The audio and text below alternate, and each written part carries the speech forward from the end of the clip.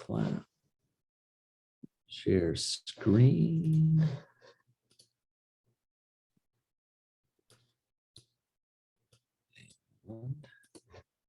Go and clap. All right. Cheers. So today, here we go. June, our topic is outperforming the competition. So today. Okay. If you could, hey, Deb, if you could turn down your volume because I could hear my voice. Oh, sorry. That's all right. That happens sometimes. Sorry. That's all right. Yeah, turn yours down all the way. Sometimes that happens. Sorry. Thank you. Turn yours down all the way. Oh, now I can't hear you at all. What's going on here? Yeah. Thank you. Turn yours down all the way. Oh, now I can't hear you at all. What's going on here? That's weird. Thank you. Let me see. Oh, because There's an No, echo. that's weird. No, it's me because I have my Facebook open. There we go. There we figured go. it out. Okay. Now we are good. Okay, now we're back. So yeah, if I have my Facebook open, now I can see the delay. So, all right, well, today our topic is June, outperforming your competition. And we're going to talk about a simple but things that we forget sometimes is how important it is to make a good impression on everybody. Because I say this so many times, everybody you talk to, everybody you see, everybody you communicate with, even if it's just hello and you've never met these people before, could be a potential client. So how important it is to make a good impression. So Debbie, when you train and onboard some of our new agents, is this like a major topic that you talk about when you're talking about marketing yourself? To be honest with you, no, it isn't. But now that I put all this together, it is something that we'll be talking about. It's something that I actually took for granted that people would be doing, but then thinking about it after the fact, I'm like, maybe they're not doing that, presenting themselves in a professional manner and likable. You know, Right. everybody has a Yeah. bad day, but we have to try and keep it out of our things. So No, just that's exactly what you said. No, that's perfect because so many times we get, especially with new agents and getting situated in real estate, where they're thinking about the technical process. Yep. And that's a lot what you do every day is the technical process of everything. And what I try to do sometimes to remind myself, to remind agents out there, don't worry so much about the technical side, because you and me and our office can train you on the technical side. But how to go make a first impression, we can't help you with that. We can give you ideas, but once it's done, it's done. We can't correct that for you. Just like if you need help with your paperwork or a situation that's happening, we can help you correct it. But after this first part, so I think like this topic is like one of the things that agents watch the least, because they're like, oh, I know how to make a good first impression, or it's not going to help me with any technical stuff.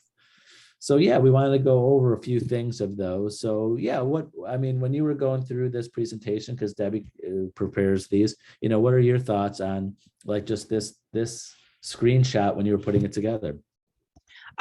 So when you're talking to people, your body language, are you paying attention to them, or are you on your phone and trying to talk to somebody at the same time when you're face to face with them? Right? Are you listening to them? Are you looking at them? That's eye contact, right? You want to be paying attention to what they're saying.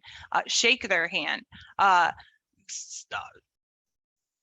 know with all COVID and everything, people don't want to be touching people and stuff like that, but you can do hey, I'm virtually shaking your hand kind of thing. If still don't want to touch people, that's fine.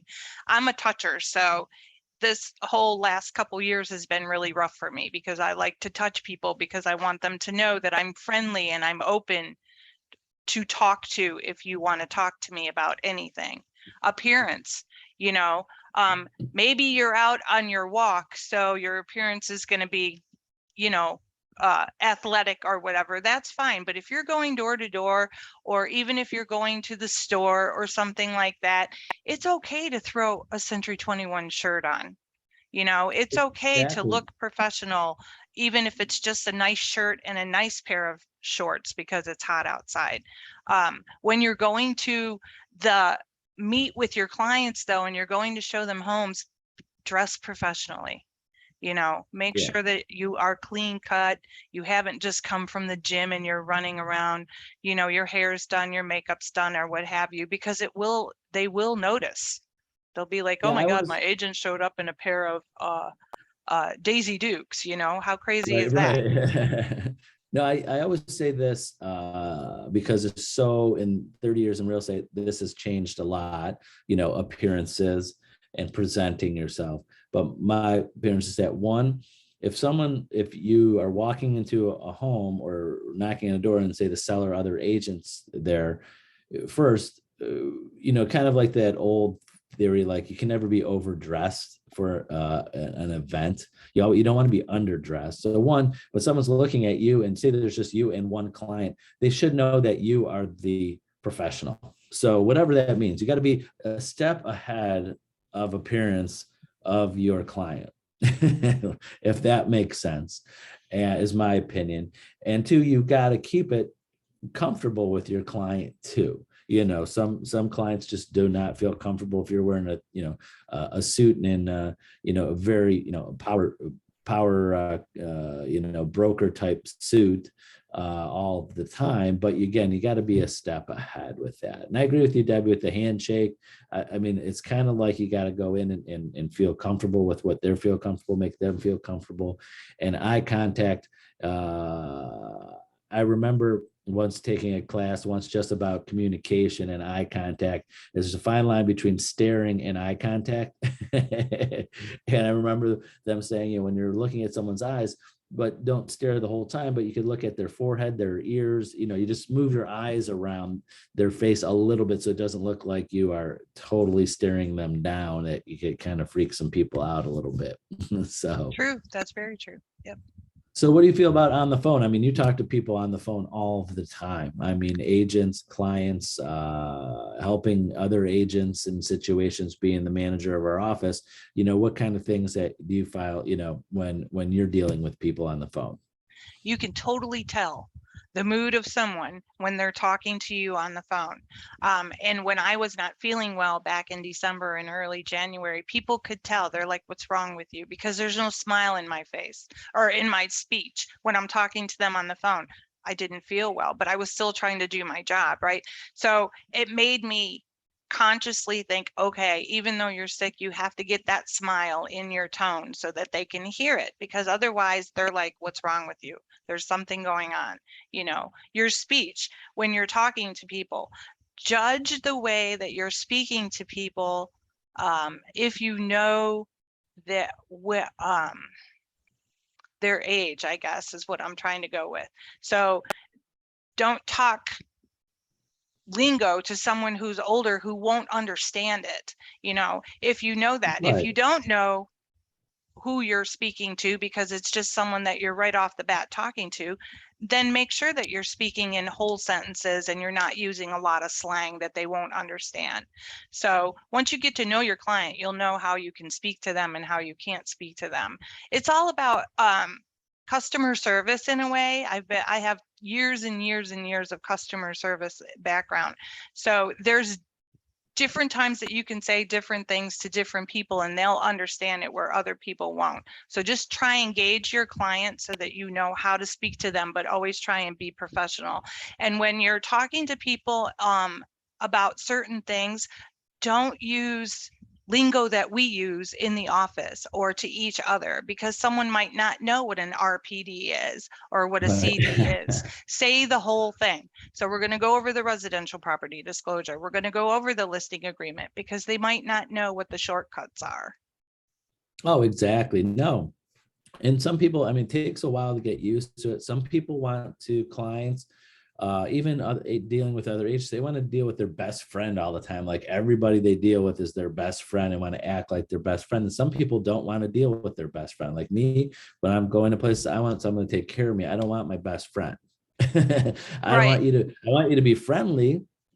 But when I have someone that's looking out for my best interest. I don't want to leave that situation going, that's my best friend, I'm going to miss that person. I'm like, no, I'll miss their service. So, but that's me. So you gotta figure out what's the best way to communicate with people. We can't go over that in like in 20 minutes about everything, but we just want to give you things to think about. Right. So professional presence online, this is a big one. I like this one. So what are, when training agents, what kind of things are you telling them? So the online is a big thing. Excuse me. Social media, your Facebook, your Instagram. If you're doing Twitter, which I don't do the Snapchat or any of those things. You have to remember that you're now a professional. So you want to make sure that that you're portraying yourself as such. It's okay to have business and pleasure on all of your things, of course, right? So you want to show that you're human, but keep everything that is political and religious off of your pages. I can't stress this because people will look you up. They're going to want to know who they're dealing with. So they may not like your views on things, so keep them off of there. I agree. Next, I'm sorry, I have something in my throat, so I'll let you take it over, Deb. Go ahead. Best practices. So this is just going to be a little recap of what we already said, but make sure that they know who they're talking to, right? So repeat your name over and over again. Listen to what they say. Let them finish their sentences so that you understand what they're trying to say to you. Be on time. If you can't be on time, make sure that you are letting them know by a text message or a call, I am right there. Always remember, when you're talking about time and such, when you're going to show a home, don't say, here's the lockbox code, go right in, I'll be right there. That is totally against our rules. So make sure that they know that they can sit outside and wait for you if you're going to be late, but they cannot go in the home without you. Be positive, Yes. be yourself, be friendly, and don't forget your business cards. Give your business cards out to everyone. Yes, and leave them at the house too. Oh yeah, leave them at the house. Show it. Yep. All right. So we went through that fast. Sorry, I had something stuck in my throat here. But remember, this topic is very important. So Debbie and I love dealing with agents and coaching, mentoring, and helping you with this, because everybody, especially, we take it for granted. We know about sales because years in it. We have to really get a background on every agent, because some agents have a lot of sales backgrounds. They just don't tell us until we have that long conversation. Like, oh, you were a server or a bartender or worked at Best Buy. That helps us in working with you. If you agree with that, Deb. I definitely do. Service industry people always make great real estate agents, in my opinion, because you already know how to talk to people, right? If you're working in a retail or you're working in restaurant or whatever, you've already been told by your other person how to talk to people and what is allowed and what's not allowed. If you haven't worked in those industries and you're not really sure, all you gotta do is call us. We'll help you with that along the way, and all different aspects of it. That's what we're here for. We're here to help you succeed. And this is June your business. 27th? You have to remember that. And June 27th. What's June 27th? National Sunglasses Day. So here's another thing that you can post on your social media just to get people up and going. People that post these things all the time, you're getting people's attention when you're using social media and you're putting out these little things. Or if you're sending them through your business builder or other marketing sources and you're sending them little snippets like that. It's just a one little thing, it could be a conversation starter, or it could be something that people remember you by. And that's why I put these in here. Tips and tricks of ways to get your name out there. Exactly. Well, thanks for joining us today. Sorry, I'm losing my voice. I've been talking a lot today already on that, but we'll be back next Thursday. So thanks for joining us, and thanks, Deb. You're welcome. You have a good rest of your day, everybody. All right. Bye-bye. Bye.